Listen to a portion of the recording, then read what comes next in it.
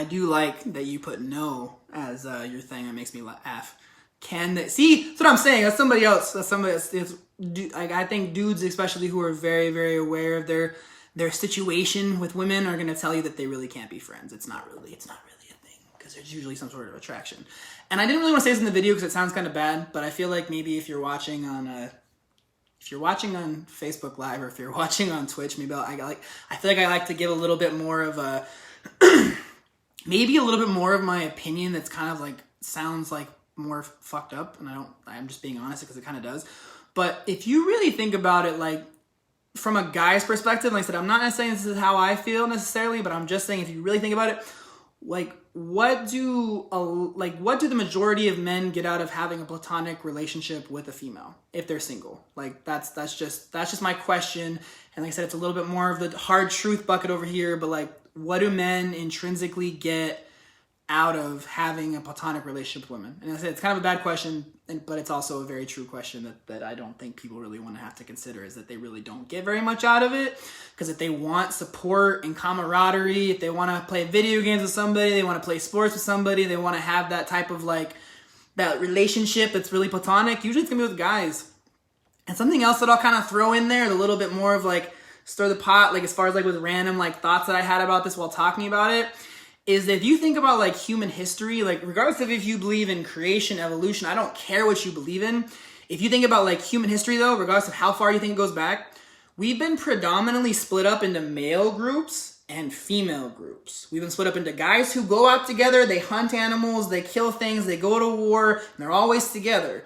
And then you have women who cook the food, raise the babies, clean the tents, pueblos, they clean the homes, whatever it is. But we've been for a long time socialized to be in groups with men and women with women. You go to a barbecue a lot of times and you'll see a lot of guys drinking over here and a lot of kids and women over here. And I'm not saying it has to be that way or it necessarily should be that way, but it's very common for it to be that way. So just like kind of keep that in mind as well, as like through the majority of like human history, we have been split into like groups of men and groups of women. So it's not like really common in our like nature and our souls to like have platonic relationships with the opposite sex. Usually they're meant to be for like relationships or marriages, whatever you want to label it as, and having babies. So that's just my like two cents on that too.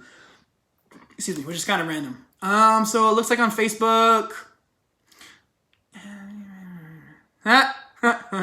So a comment, not a question, that was on Facebook Live is ask any vet, and they mean veteran, especially ones you've been on deployment with. They are your brothers. So yeah, same thing I think, that they're groups of men that are together, and that's the way that it goes. And that's also, you think about those like, just random thought again, think about those like Dear John letters. Like those aren't happening from people that those women met that weren't platonic friends at one point in time. Because those women didn't go out, I hope, most cases, I hope, those women weren't going out looking to like find some dude to like shack up with or date while their dude was gone at war. No, they end up making friends with somebody in school, in the fucking grocery store, the gym, wherever.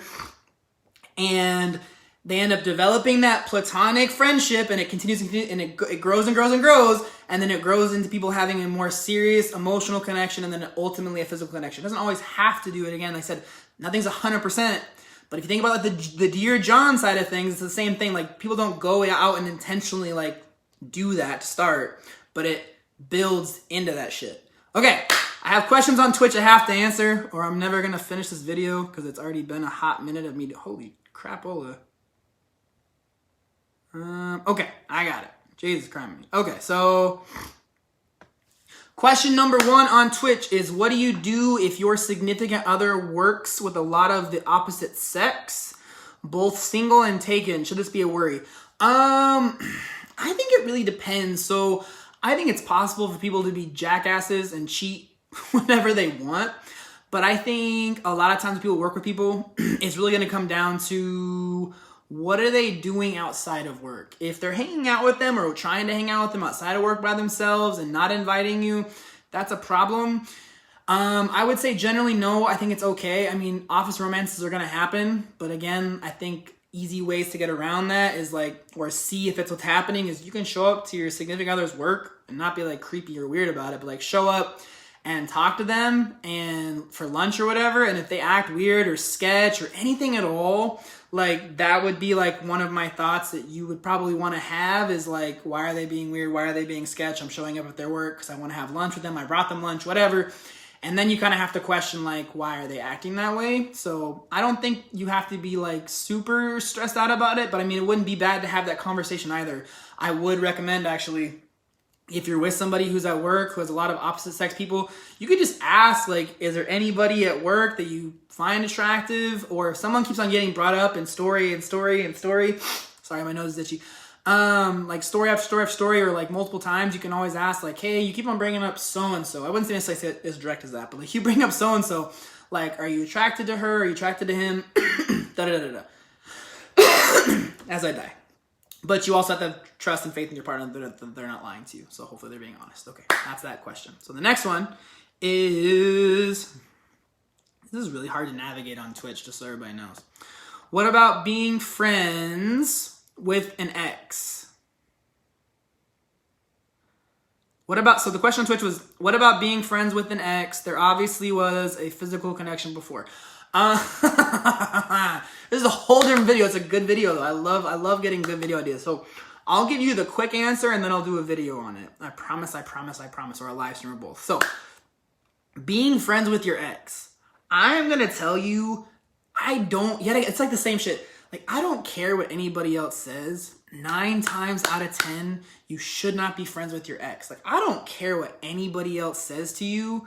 Like, just like, don't do it. Because it's stupid and you're not just friends. It's not real. If you have a kid with somebody, it's different. Okay, if you have a kid with somebody, you were married to somebody with kids and all that stuff. Like, okay, like, yes, you need to be friends with them because you have a kid with them. You didn't have kids. You didn't have a mortgage. You didn't have like pets with them. Like, nothing at all. And they're just your ex. Like, no. If you're with somebody who's friends with their ex, you like, maybe if they've been friends with them forever, like, okay, maybe. But if they've recently got out of a relationship, or like in the last year, and they're trying to be friends with their ex now, and you're dating them, you need to be like, fuck no, like, that ain't happening.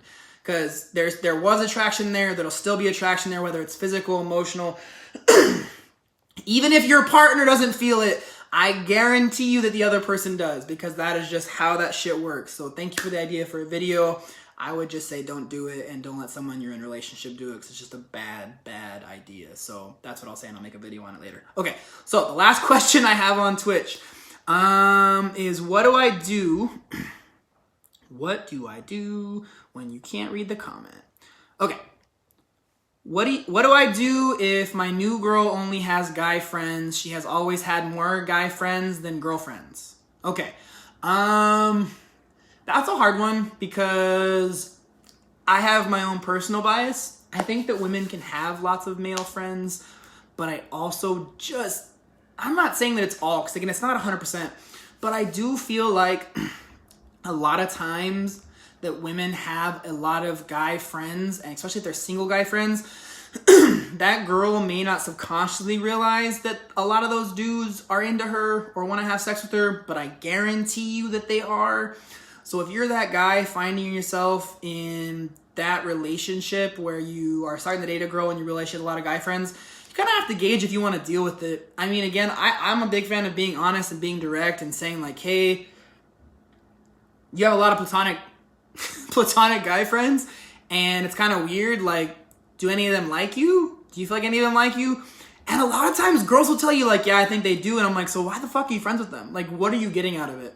So you really have to kind of like determine if you want to be with someone who has that dynamic, because I guarantee you, if that girl was locked down, like married, everything's hunky-dory, she's either going to continue to have a bunch of guy friends because she needs attention or affirmation or some sort of weird fulfillment like from other guys, or she's going to drop everybody.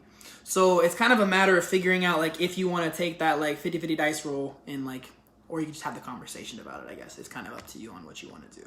I don't really know, because I don't like to deal with it. I'm just not a big fan of it at all. I'm just not. So another question on Twitch, last one, I think, is what if you are friends beforehand? I think you might have missed part of the video, which is okay, because you can go back and watch it because it's saved on Twitch. I did say if you were friends beforehand for like a long time, I think that you can continue to have that platonic relationship. I think that is possible. I do think that, excuse me, it's not a bad thing to like continue to be friends with them. But I think, again, you have to like have that serious thought of like, okay, we've been friends our entire lives. Okay, then more than likely there's not some like weird lingering attraction or some weird shit like that.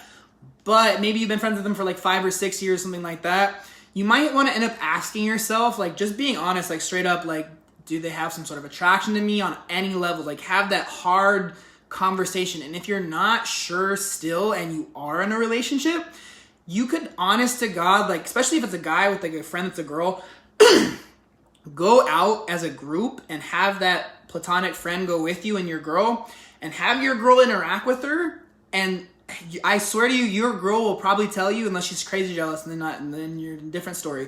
But in a lot of situations, your girl will be able to tell and pick up the vibe of the other girl and be able to tell you like, oh no, she is kind of attracted to you, or oh no, I don't really think that she is. And also, if you watch how that girl interacts with your girl, you'll also be able to get a better idea of like, oh, maybe she actually is attracted to me because she didn't really seem to like my girl, or no, she didn't give a shit, so like it's cool. So that'd be like my quick answer as far as like, if you've been friends for a while, you got to kind of like that's how I would do it. I would really ask yourself, be reflective or introspective, and then maybe try and test it out like that and kind of see what happens, because you're going to get a better idea from your girl and from your perspective after the fact. So that's what I got. There's no more questions on Twitch. There's no more questions, I don't think, on Facebook Live. I actually really enjoy doing these type of videos, guys. Just because I know that there are people out there who will see this video and will be like, fuck, I gotta show my girl this because she doesn't agree with me and thinks that all these guys don't want to fuck her. I'm sorry to say it so bluntly, but I'm gonna say it. But they really do, so they can share it. Or women who are like, my dude has all these friends that are girls. Same thing, like exactly in reverse.